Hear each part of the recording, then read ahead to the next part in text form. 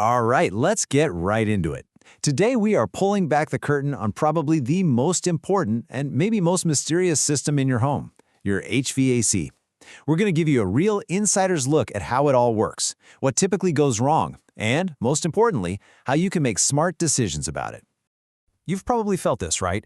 It's one of the biggest frustrations for any homeowner. You've got the thermostat set just right, you can hear the system kick on, but something just feels off. Let me tell you, you're not imagining it, and the answer is almost never as simple as just tweaking the temperature. To really get what's going on with your system, you first have to understand that it's in a constant invisible fight, every single day. That's right, a battle. And to show you exactly what I mean, we're going to use a perfect case study, a coastal town like Havre de Grace, Maryland.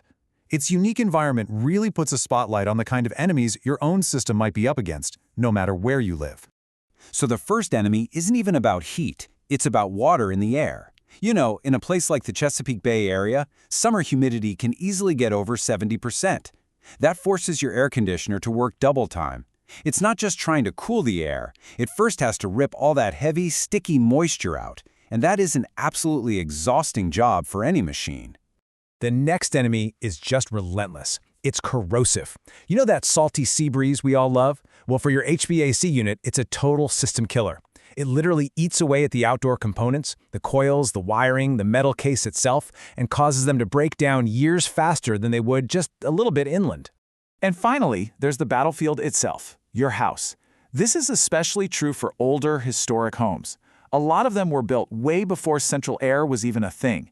So what does that mean? It means you've often got ductwork that was added later, maybe not planned so well, plus gaps in insulation and all kinds of air leaks. It creates this inefficient maze that your HVAC system just struggles to push air through. So when a system starts losing that battle against its environment, it doesn't just die quietly. No, it starts sending out distress signals. And our job as homeowners is to learn how to read them.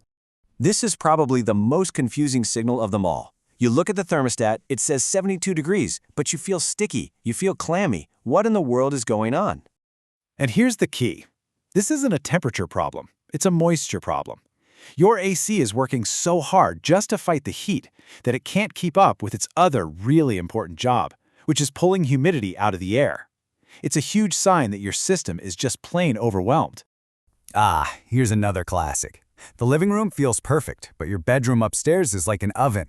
Or maybe one room is an icebox while everywhere else is just fine. Sound familiar? And this is a brilliant example of how the problem isn't always the big AC unit outside. This signal points its finger directly at your home's delivery system, the ductwork.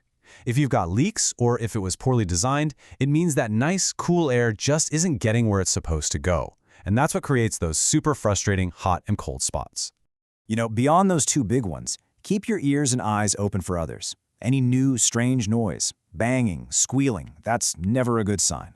If the air coming from your vents feels kind of weak, that's a clue. And here's a big one.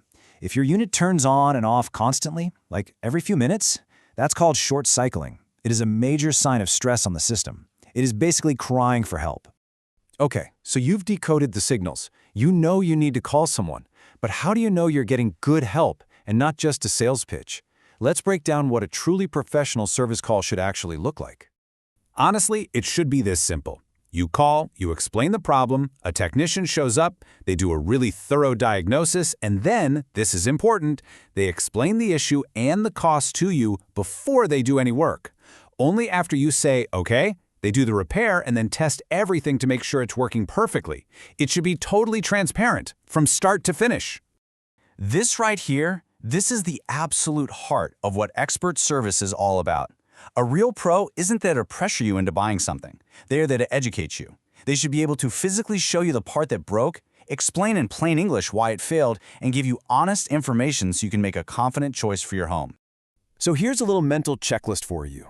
Does their truck look like a workshop on wheels, or is it basically empty? Do they spend real time diagnosing the problem before they start talking solutions? Is the pricing crystal clear with no weird hidden fees? Look, a true pro respects your time. They show up ready to fix the problem on that first visit, not make you wait days for a part they should have had.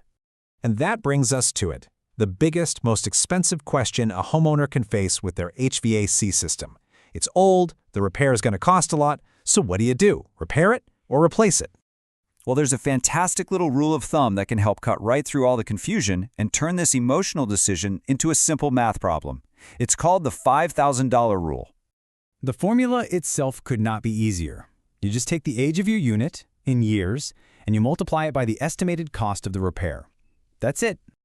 Okay, let's use a real-world example here. Let's say your AC unit is 12 years old and it needs a $500 repair. You multiply 12 years by $500 and you get $6,000. Now, since that number is over the $5,000 threshold, the rule is suggesting that replacing the unit is probably the financially smarter move in the long run. You're just likely to face more and more repairs, and you're better off putting that money toward a new, reliable system. And you've got to remember to add some context here. A system's lifespan isn't set in stone. That constant battle we were talking about, the humidity, the salt air, that can wear a system down way faster. So your 12-year-old unit might have lived a much harder life and be much closer to the end of its road than you think. So, we've covered the battlefield, the signals, and that big repair or replace decision. Let's wrap it all up into a simple, actionable playbook that you can use to really take control of your home's comfort. Okay, here's your playbook. Number 1, know what you're up against. Is it humidity, an old house, salt air? Number 2, listen to your system. Decode those distress signals before a tiny problem turns into a catastrophe. 3, when you call a pro, demand transparency.